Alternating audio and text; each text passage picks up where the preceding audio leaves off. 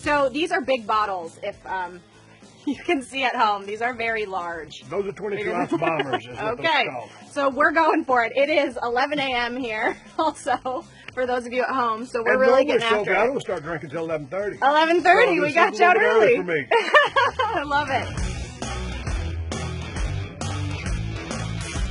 Hey there, I'm Sophie Shalacy with ET, and we are here doing another interview under the influence with none other than Stone Cold Steve Austin. So we are drinking today Steve Austin's Broken Skull IPA. Tell us about developing this beer.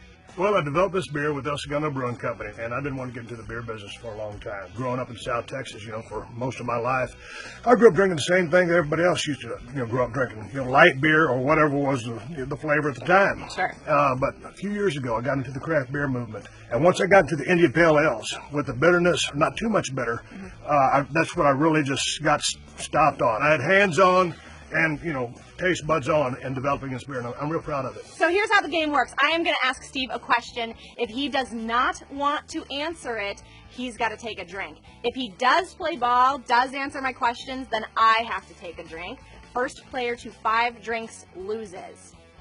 Are you ready? I think I am. Okay, let's go. In 2007, you gave Donald Trump a Stone Cold Stunner. Yeah. Of all the people that you have given stunners to, of all your victims, I have to imagine you probably never imagined one of them would become president of the United States. Correct. Of all your victims, who do you think might make a better president than Donald Trump? Here's the thing, out of all the people that I've given a stunner to, most of them were a bunch of other, when I come to sports entertainers these days, professional wrestlers. Vince McMahon would be a highly intelligent individual that I gave the stunner to, but I don't know that I want him as president. So, gosh, I don't want to speak disparagingly of the people that have taken the stunner, but I guess I'd want Donald Trump. Well, I never thought we'd see Donald Trump as a president, but here we are. Here we are. So who drinks, you or me? I drank because you answered. Okay. So there we go. I guess, okay, so my answer then truly, I Cheers. guess, out of all the people I've stunnered, I guess Donald Trump is the most qualified to be the president. Cheers. Swig.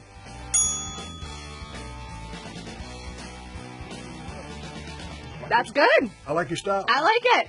I'm not here to play around. Have you talked to him at all since the presidential run was announced? No, I haven't talked to him since the time I stunned him. I think I shook his hand afterwards and said thank you, so that was about it. All right, let's move on to question number 2.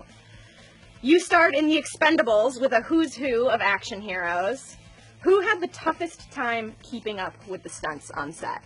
I don't think anybody did, because you had a bunch of alpha males on that show, on that movie, and when I look at the call sheet, it was just nothing but a bunch of badasses. And there was a question going around, hey, if everybody got in a fight here, who do you think would win? That was going to be my next question, because you've got all this testosterone going on this set. Hands down, Randy Couture. But in fighting Sly, people always wondered, is Sly really a tough guy?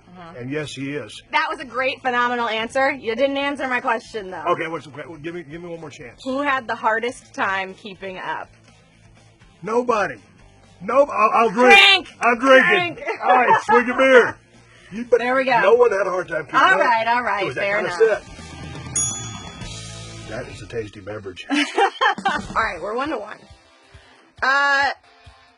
Have you ever worn your wrestling belt in the bedroom? So I feel I don't know what to say. I had to give you a hard one. I'm going to give you... No, of course not. I've never... Is that an honest answer? That is a very honest answer. Okay, I will drink to that. I will. Cheers. I was going to say, but I did wear my vest one time. What was your most embarrassing or awkward encounter with another celebrity? Growing up, I was a huge fan of the rock and roll band Kiss. And so we were at a party, and we had mutual friends. And then so Paul Stanley was the lead singer. And it's not that it was awkward, but we saw each other from about 20 feet away as we were walking together. And I'm thinking, okay, I'm Stone Cold Steve Austin. It's Paul Stanley. Surely he recognizes me, and we're going to have a chance to shake hands and talk a little bit about the music business. And so anyway, my buddy was a friend of his, and he goes, hey, Paul, this is Steve Austin.